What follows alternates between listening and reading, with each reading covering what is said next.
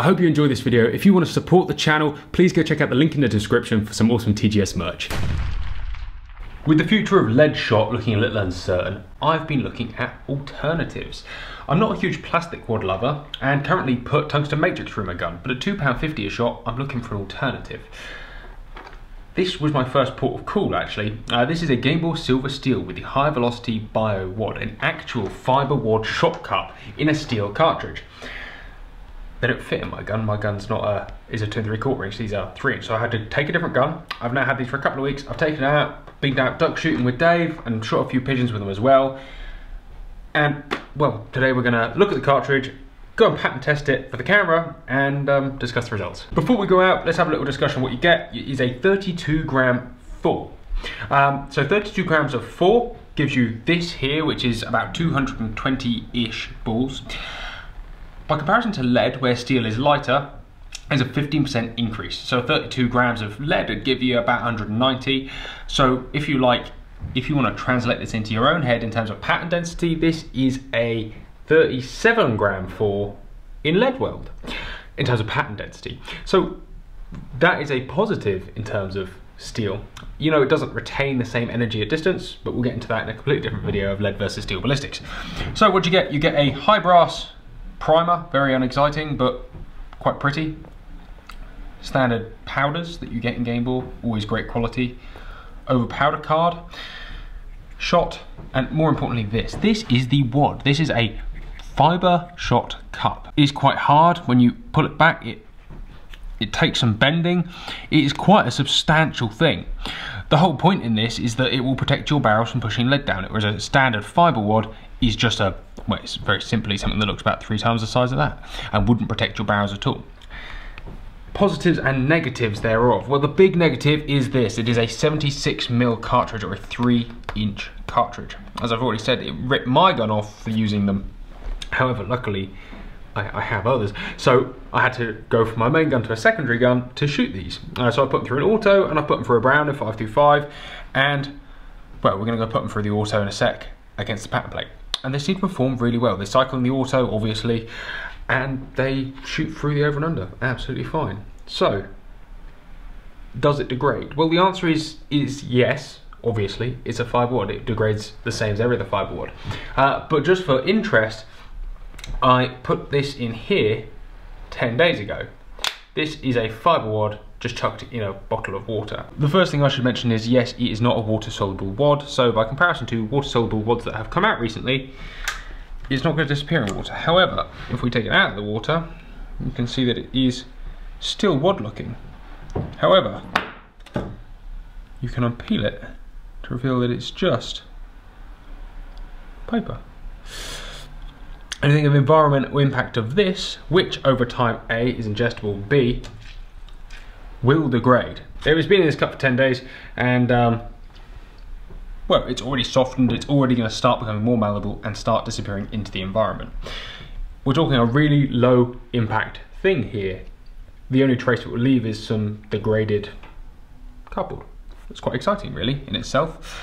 Or fibre, obviously I'm not going to give you the exact recipe. That in itself is a fantastic thing, and I'm not sure why Gamebore don't market that more.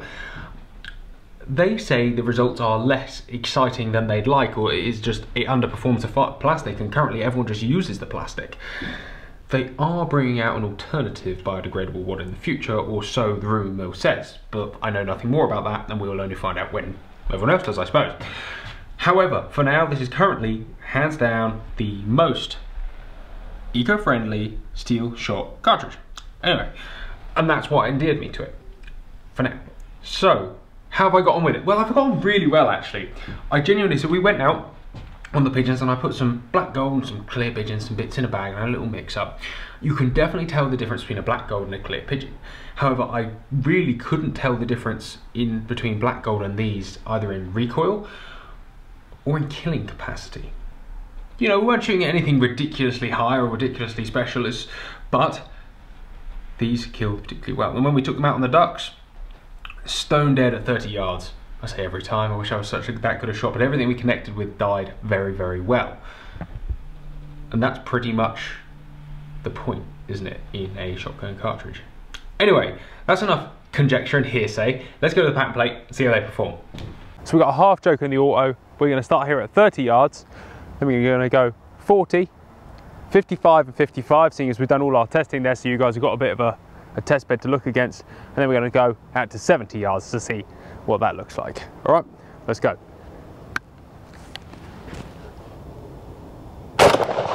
Second target. Let's go down to the targets. We're just going to spread them out a bit, take the two we've used out, have a quick assess, and go from there. So at 30 yards we have a really nice 20-inch pattern. A couple of outlying pellets, but not too many. Fairly even spread, a couple of little pockets, but a really good solid killing pattern at 30 yards. At 40, we start to see it spread out a little bit more. I forgot how high this gun shoots, but I will adjust in the future. We have a 30-inch pattern. Very nice, again, really evenly spreads. What I did find throughout pattern testing before is you always get like a couple of really small pockets around the pattern that aren't great. And I got that with both of my guns. So I'm not entirely sure whether that is a wad thing, a cartridge thing, or whatever. However, in practice at live targets, I was getting no wounds. It was clean kills and nothing. And that, it's 32 grams of .4. Of course, it's going to hit like a steam train, but they really do hit like a steam train. Anyway, let's take our two at 55. And I think instead of one at 70, I just want to show you what it's like at close range. So we're going to shoot one at 20.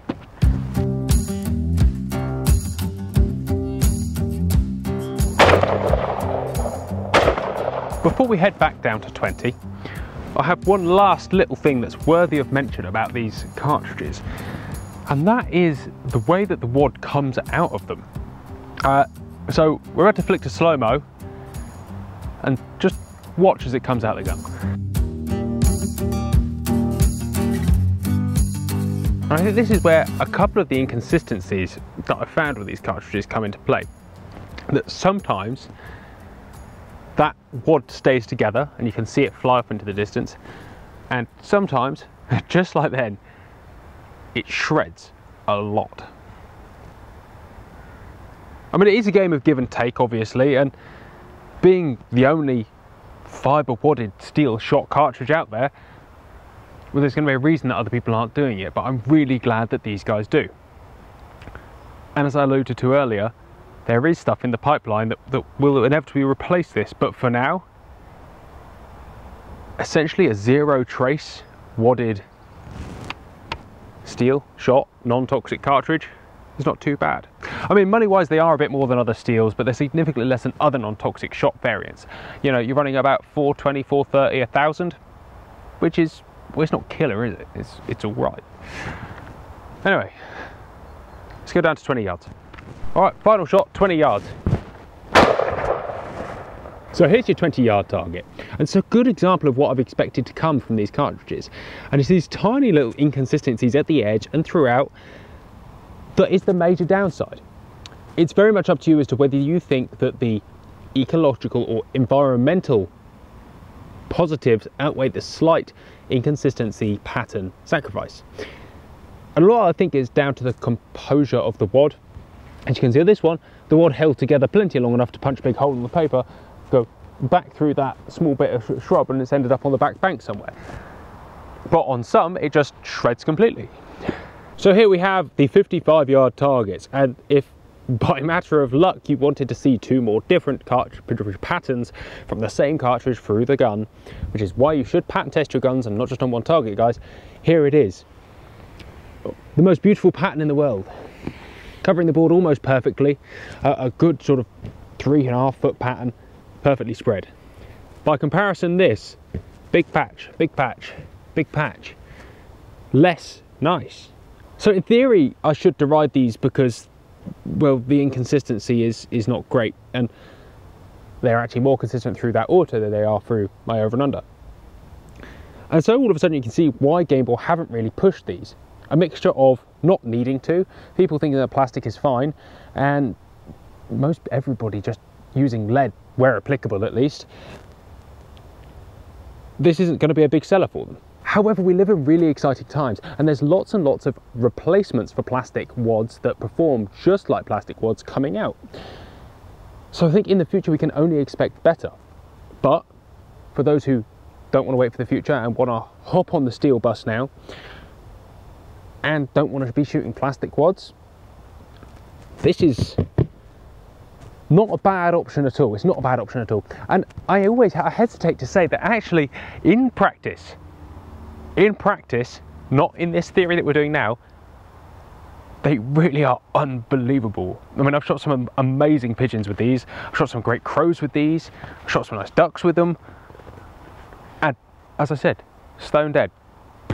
And that's the sign of a good cartridge in itself, is the practice. However, I do really hope that in the next couple of weeks we'll be able to get out with the camera and perhaps try and have a go at some wild duck and show you that these cartridges in reality and in practice work very, very well. And that is that. Guys, thank you very much. Take care, goodbye, and I'll see you next time.